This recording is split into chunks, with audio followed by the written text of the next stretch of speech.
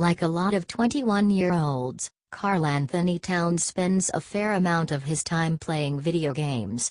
Unlike most 21-year-olds, though, Towns is 7 feet tall and is paid millions of dollars to play basketball. Towns, the first overall pick of the 2015 NBA draft, is one of the most promising players in the NBA. He represents the evolution of basketball, a player with such a broad skill set he could theoretically play any position.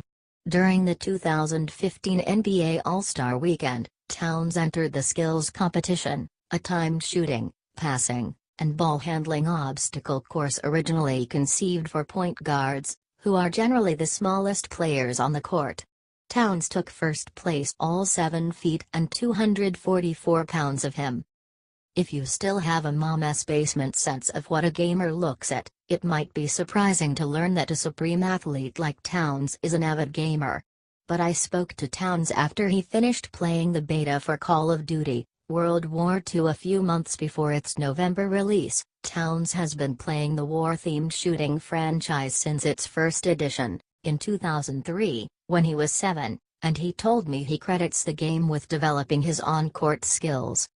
I think that your reaction speed when playing video games, especially at a competitive level, has a true correlation to hand-eye coordination, Towns said.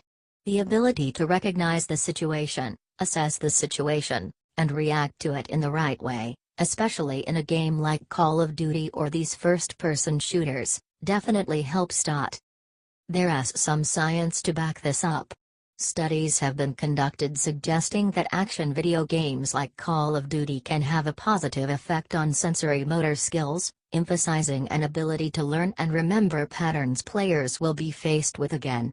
Some have concluded that certain video games better prepare players for the cognitive skills used to drive or even perform laparoscopic surgery. While motor skills are an essential part of sports, limited research has been done correlating video games and athletic prowess.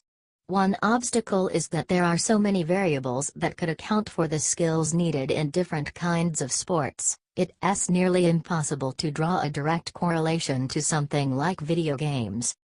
Dan Peterson is an athlete cognition coach and co-wrote The Playmaker's Advantage: How to Raise Your Mental Game to the Next Level. He explained what's called the athlete cognition cycle. This consists of an athlete's visual perception, decision-making, and motor skills, all of which are required to process and act upon numerous things happening on the court or field. Sharpening those skills, according to Peterson, creates an undeniable advantage between two similarly athletic players. Peterson made it clear that, above all else, playing a sport is the best way to improve at that sport, but also noted, since athletes can play their sport for 12 hours a day, due to fatigue and breakdown, what are some other ways off the field that you could exercise your cognitive skills? Elite athletes have been trying to figure that out, sometimes to an elaborate, if not ridiculous, extent. Brandon Payne, the trainer for two-time NBA MVP Steph Curry, makes Curry wear strobe goggles projecting different colors in unpredictable patterns while he shoots three-pointers. The practice is a sensory overload that frustrates Curry and forces him to make quick decisions. The goal is neurocognitive efficiency. New England Patriots quarterback Tom Brady contacted brain fitness software company Brain HQ in order to gain a mental edge on the field. The journalist Brandon Sneed, who researched and reported about these mental training strategies in his book Head in the Game, The Mental Engineering of the World's Greatest Athletes, writes that while there is some science behind brain's cognitive benefits, he himself is still skeptical that the software would affect a person's performance in something as specific as football or basketball. Sean Green, an assistant professor of psychology at the University of Wisconsin-Madison, believes that games like Call of Duty develop retained skills specifically because they are fun.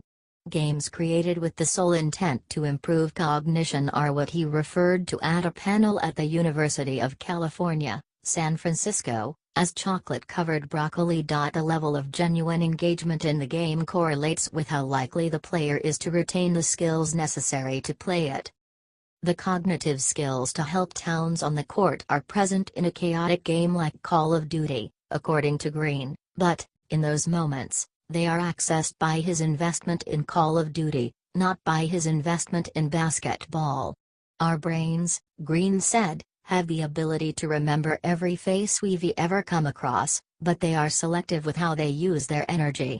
Call of Duty incentivizes the brain to use its energy by providing rewarding sensory stimulus. If something is linked with reward, the brain knows it as worth changing, Green said. Snead looks at Towns' enjoyment of video games and offers a much simpler, less scientific possibility. Another side of this is, look, if guys think it's helping them, then it's helping them, Snead told me. Snead believes that taking care of one's mental state has an irrefutable effect on athletics. He says every athlete could benefit from talking to a psychologist regularly. Even if video games are just helping Towns chill out, that might be more valuable than one might assume. Maybe the best indication of the relationship between real athleticism and video game athleticism is that Towns is far from the only athlete to make the connection. Oklahoma University quarterback Baker Mayfield, currently a leading candidate to win the Heisman Trophy, is obsessed with Halo, a similar game to Call of Duty. Mayfield equates the balance of information required to navigate the game while being shot at by opponents to his receivers running routes. Being able to look at my receivers, which would be my guy on the screen, and then feel other guys moving around, which would be the radar in the bottom left corner, Mayfield said, told Sooner Sports. You have to be able to see things out of the corner of your eye. New Orleans Saints running back and former Heisman winner Mark Ingram compared gaming to football on the achievement-oriented podcast, claiming that to play Call of Duty, all your fingers and your thoughts have to be moving together.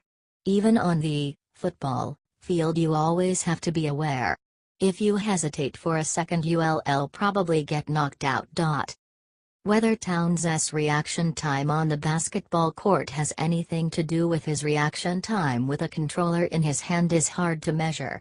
But try to beat Towns in either and you're unlikely to stand much of a chance. It will definitely teach you to go with your instinct, Towns told me. Because instinct is definitely something you need to trust when you're on the battlefield.